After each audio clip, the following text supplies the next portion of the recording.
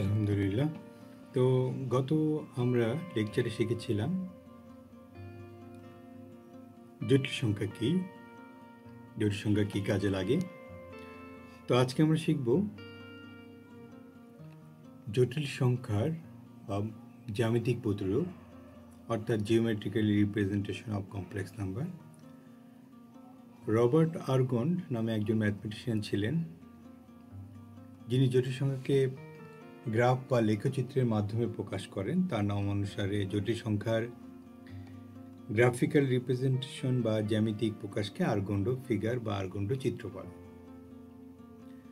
আর্গন্ড চিত্রে 2 ডাইমেনশন বা দ্বিমাত্রিক আয়তকার স্থানাঙ্ক, যেভাবে তোমরা এক্স এক্সিস এবং ওয়াই এক্সিস প্লট করতা, ওই একইভাবে যে এটা যদি এক্স এক্সিস হয় তাহলে এখানে যেমন 2 3 মনে করো 1 2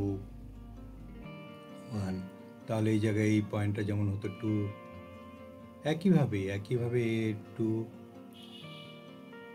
ওই 1 পয়েন্টটা যেভাবে প্লট করা হতো বা লেখচিত্রে অঙ্কন করা হতো সেটাই। এটাকেই যখন আমরা এভাবে জাস্ট এক্স্যাক্টলি যদি এই 2 প্লাস আই ইন্টু 1 এটাকে যখন বলবো যে এটা কমপ্লেক্স নাম্বার বা জটিল সংখ্যার লেখচিত্র, তখনই তার নাম হবে আর্গন্ড চিত্র বা আর্গন্ড ফিগার বা আর্গন্ড গ্রাফ অফ কমপ্লেক্স নাম্বার বা জটিল সংখ্যা। তো এখানে দেখো সেমভাবে আমরা যদি পি একটা এক্স ওয়াই পয়েন্ট হয়, যেভাবে আমরা আঁকতাম এক্স্যাক্টলি আমরা সেমভাবে আঁকবো। একেবারেই z equal to x plus i y, তার যেভাবে আমরা করতাম সেভাবে যে দেখালাম।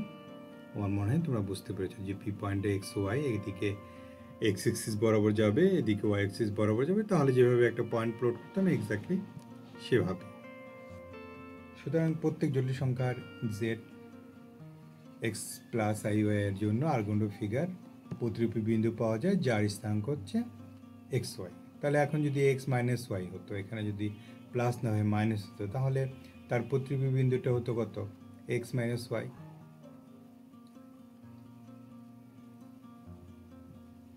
তো তখন আমরা কি করতাম? এখানে নিয়ে এসে এদিকে নিতাম এক্স মাইনাস আই ওয়াই, এদিকে বিন্দুটা হতো।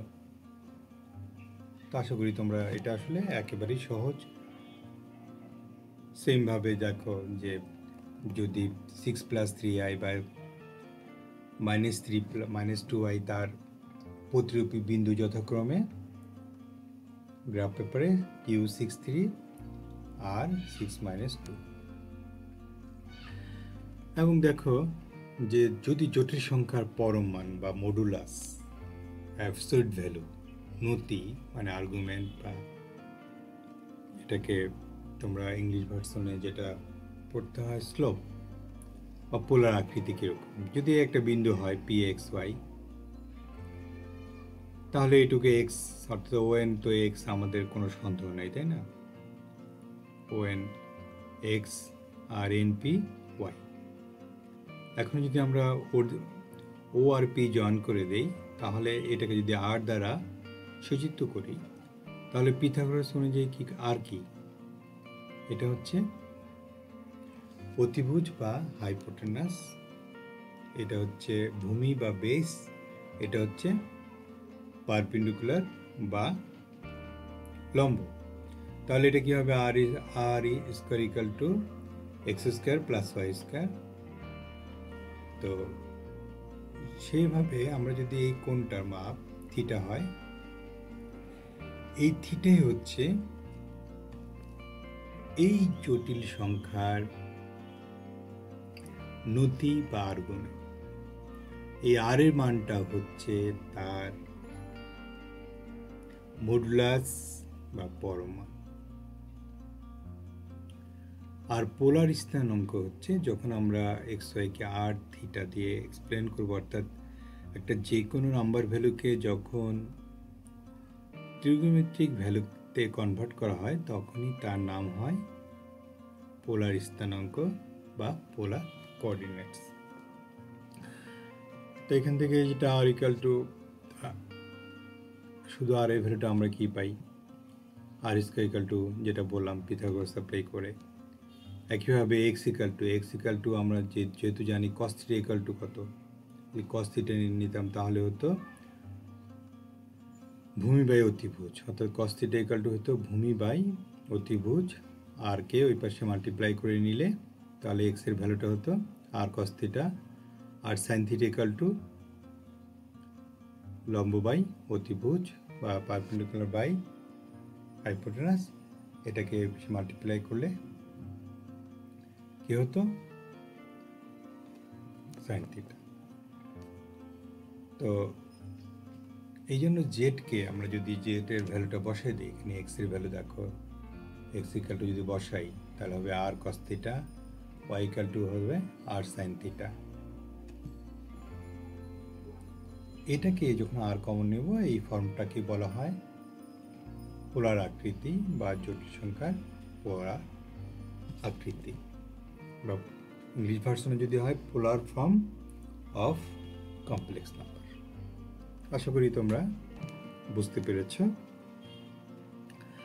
এরপর আমরা দেখো যদি ই আই থিটা বলা হয় তাহলে এটা actually cos theta plus i sine theta হয়। এটাকে আমরা লিখতে পারি যে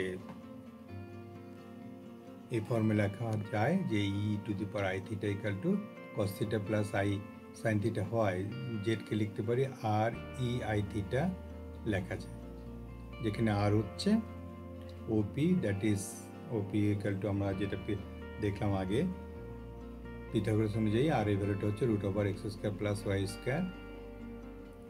একেই বলা হয় জটিল সংখ্যার পরম মান বা মডুলাস, এবং লেখা হয় এইভাবে, এভাবে দুইটা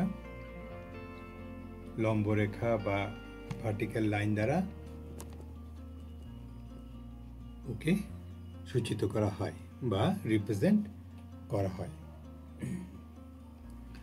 তাহলে r equal to z, that is modulus of x plus y, i y equal to root over x square plus y square. আর theta equal to tan theta, অর্থাৎ যদি আমরা যেহেতু জানি যে ট্যান থিটা যদি আমরা লিখতাম, যে ধরো সাপোজ এটা নাই, আমরা লিখলাম যে ট্যান থিটা ইকাল টু লম্ব বাই ভূমি বা পারপেন্ডিকুলার বাই বেস। তাহলে দুই পাশে যদি আমরা ট্যান ইনভার্স দিয়ে মাল্টিপ্লাই করি তাহলে এখানে এই ট্যানটা চলে যায়, এখানে ট্যান ইনভার্স চলে আসে। এটাকে বলা হয় নতি বা স্লোপ বা আর্গুমেন্ট বা অ্যাম্পলিটিউডও বলা হয়, এবং লেখা হয় এ আর জি অবজেক্ট, অর্থাৎ আর্গুমেন্ট যে আর্গন্ড ফিগার, আর্গন্ড চিত্র, তার নাম অনুসারে এ আর জি লেখা হয়। কোনো জটিল সংখ্যার আর্গুমেন্টের মান অসংখ্য হতে পারে এবং এই মানগুলির পার্থক্য 2π এর গুণিত, 2π এর গুণিত। অর্থাৎ কোনো জটিল সংখ্যার আর্গুমেন্টের সাধারণ মান হচ্ছে 2n π প্লাস মাইনাস আর প্লাস থিটা, যেখানে এর ভ্যালুটা হচ্ছে পূর্ণ সংখ্যার সেটের মধ্যে থাকবে। এখন আমরা যদি জেড যদি হয় মাইনাস পাই থেকে পাইয়ের, অর্থাৎ মাইনাস পাই টু পাই, অর্থাৎ theta greater than minus pi but less than or equal to pi হয়, তাহলে এই সমীকরণটাকে যখন সিদ্ধ করবে তখন আর্গুমেন্টের মুখ্য মান বলে, তাকে বলা হয় মুখ্য মান। মানে এই ভ্যালু থেকে এই ভ্যালুর মধ্যে থাকলে তাকে বলা হবে তার প্রিন্সিপাল ভ্যালু বা মুখ্য মান। তো যেটা আর্গুমেন্টকে এ আর জি দ্বারা প্রকাশ করা হয়, এটা তো আমরা আগেই বললাম। এখন যে আমরা যে চতুর্ভাগ আছে, অর্থাৎ এক্স এক্সিস যদি আমরা করি, যদি একটা বিন্দুর প্রতিরূপী জটিল সংখ্যার যদি প্রতিরূপী বিন্দুটাকে বাহির করি তাহলে কি হবে, তার দেখো এই প্রথম চিত্রে ধরো পি বিন্দুটা এখানে, তাহলে ও পি জয়েন করে দিলে এই জায়গাটা হবে থিটা। এখানে কি হবে, আর্গুমেন্ট হবে tan inverse modulus of y by x. যদি এখানে হয় তাহলে এখানে কি হবে? এখানে হবে দ্বিতীয় চতুর্ভাগে যদি অবস্থান করে তাহলে তার ভ্যালু হবে, আর্গুমেন্টের ভ্যালু হবে পাই মাইনাস যা থাকবে pi minus tan inverse y by x. এটা মনে রাখতে হবে, এটা অঙ্কে আমাদের কাজে লাগবে। যদি তৃতীয় চতুর্ভাগে থাকে তাহলে ওইভাবে খেয়াল করো যে এখান থেকে minus pi plus tan inverse y by x. যদি চতুর্থ চতুর্ভাগে বা ফোর্থ কোয়াড্রেন্টে থাকে তাহলে এটা হবে minus tan inverse y by x. তাহলে এটা নির্ভর করতেছে, দেখো যে যখন জটিল সংখ্যার তুমি প্লট করবা বা লেখচিত্র অঙ্কন করবা বা প্রতিরূপী বিন্দুটা বের করবে, তখন সেটা কোন কোয়াড্রেন্ট বা চতুর্ভাগে অবস্থান করছে তার উপর ডিপেন্ড করতেছে। যদি প্রথম চতুর্ভাগে থাকে তাহলে তো সহজ, tan inverse y by x. যদি দ্বিতীয় চতুর্ভাগে থাকে তাহলে কি? তাহলে pi minus tan inverse y by x. যদি তৃতীয় চতুর্ভাগে থাকে তাহলে minus pi plus tan inverse y by x. আর যদি চতুর্থ চতুর্ভাগে থাকে তাহলে হচ্ছে minus tan inverse y by x. তো আশা করি তোমরা বুঝতে পেরেছ। তো থ্যাংক ইউ ফর ওয়াচিং।